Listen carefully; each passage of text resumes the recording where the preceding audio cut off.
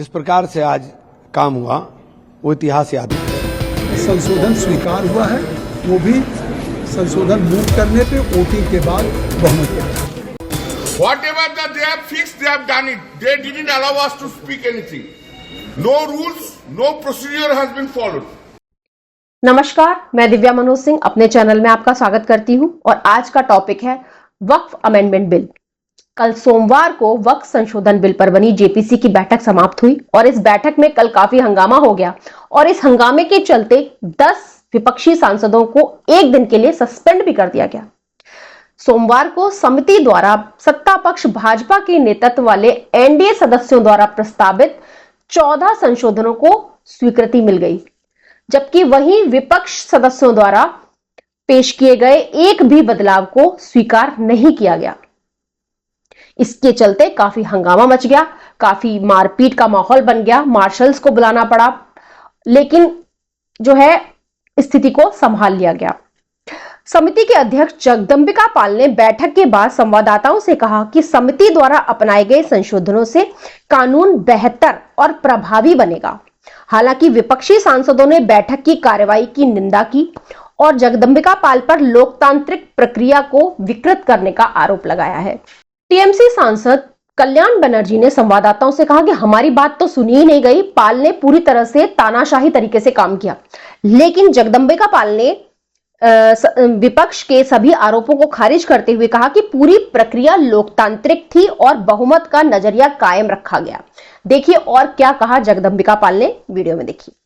और जितना भी विपक्ष संशोधन लेकर के आया था, एक एक संशोधन को मैंने पूरे 44 जो हमारे क्लाजेस थे उस 44 में उनका संशोधन था, मैंने एक एक क्लाज पे उनका सबका नाम पढ़ा।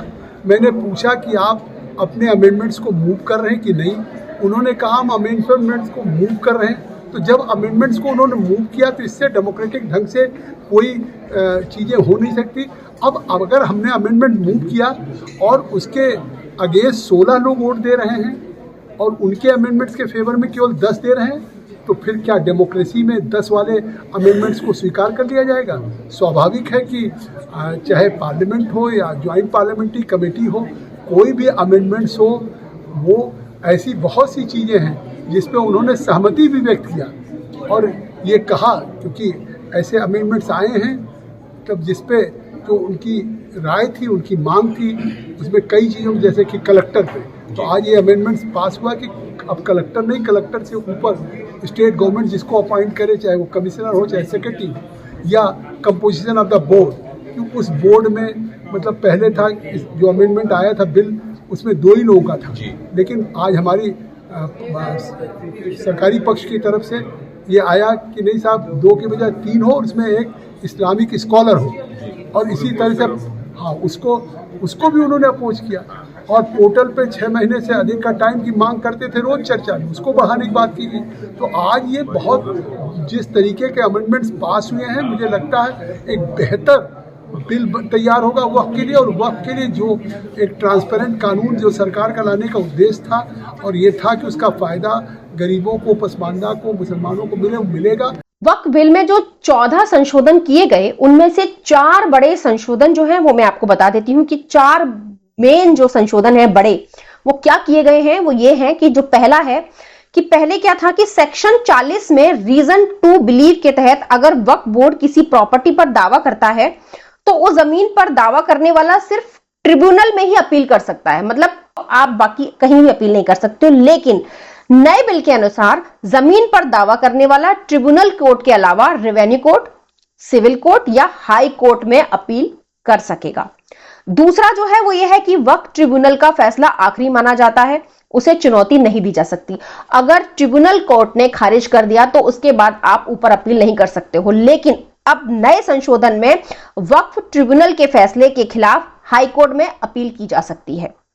तीसरा जो है वो ये है कि किसी जमीन पर मस्जिद हो या उसका उपयोग इस्लामिक उद्देश्यों के लिए हो तो वो ऑटोमेटिक वक्फ की संपत्ति हो जाती है। मतलब ये है कि अगर कोई सरकारी जमीन है या किसी की पर्सनल प्राइवेट जमीन है और उस पर अगर कोई मजार बना दी जाती है तो वो जो जमीन है वो ऑटोमेटिकली वक्फ की हो जाती है और जमीन का मालिक उस पर क्लेम नहीं कर सकता, अपना दावा नहीं ठोक सकता है, क्योंकि वो जमीन अब वक्फ की हो गई, क्योंकि उस पर मजार बन गई। लेकिन अब ऐसा नहीं है, जब तक किसी ने वक्फ को दान में जमीन न दी हो, उस पर भले ही मस्जिद बनी हो, पर वो वक्फ की संपत्ति नहीं हो सकती। अगर वो चाहे जमीन का असली मालिक तो मजार को तोड़ सकता है, मतलब अपनी संपत्ति पर दावा कर सकता है। चौथा जो है वो ये है कि वक्फ बोर्ड में महिला और बतौर सदस्य अन्य धर्म के लोगों की एंट्री नहीं होगी। पहले ऐसा था कि ना तो कोई महिला होगी और ना ही कोई गैर मुस्लिम होगा, लेकिन अब जो आया है संशोधन, उसके तहत वक्फ बोर्ड में 2 महिलाएं और अन्य धर्म के 2 सदस्यों की एंट्री मिलेगी। मतलब कि रिजर्वेशन है 2 लेडीज के लिए और 2 गैर मुस्लिम लोगों के लिए। कम से कम 2 गैर मुस्लिम लोगों का होना जरूरी है और 2 महिलाओं का होना जरूरी है इसमें। तो ये जो 4 बड़े संशोधन किए हैं वो ये हैं। अब जेपीसी वक्फ विधेयक पर अपनी रिपोर्ट जो है वो बजट सत्र में पेश करेगा। संसद का जो बजट सत्र है वो 31 जनवरी से शुरू होगा और 4 अप्रैल तक चलेगा। सेंट्रल बजट 1 फरवरी को पेश किया जाएगा।